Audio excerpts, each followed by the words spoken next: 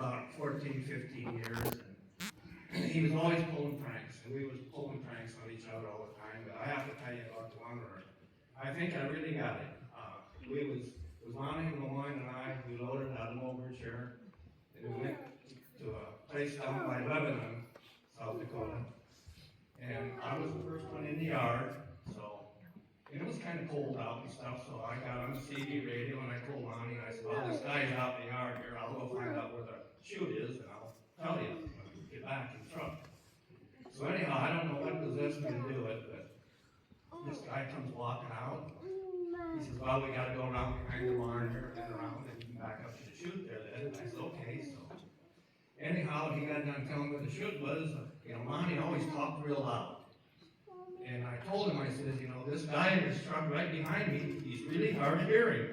So you just about have to holler at him, and he's paranoid about it. He won't say anything.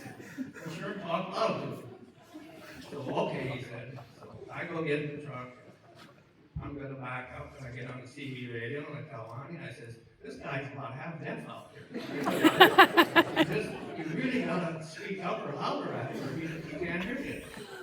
So anyhow, I never thought much of it, and I go and I back up to the chute, and I get my clothes on, my overalls and stuff, and I go walking back to the back of the trailer there, and here stands Lonnie and this guy, and they're about 3 foot apart, and just howling. Good thing it was about 2 o'clock in the morning or something. So I turned around, and I had laughed so hard, tears coming out of my eyes. And then we get the back end, and I'm riding, I go inside, and get the belly open, get the cattle out of there, and they're still standing out there hollering. They hollered at each other all the time I was unloading. I think when I told Lonnie about that, maybe a month or a month and a half later, I feel I really got him. I got a laugh out of it. And then there was another time where we'd go out to load, and Lonnie always put his old boots on and put his tennis shoes by the truck. So I just, every once in a while, I just find a little rock and put it in his shoe. Well, he goes and takes his boots off and goes in the truck, puts his shoe on, he got that rock there, he takes it off and dumps his shoe out. This goes on for probably a week and a half, about every other load or something like that. Finally, he catches on. So I didn't think nothing of it, and a couple days later, I went to open my end gate, and he had one of these plastic zip ties.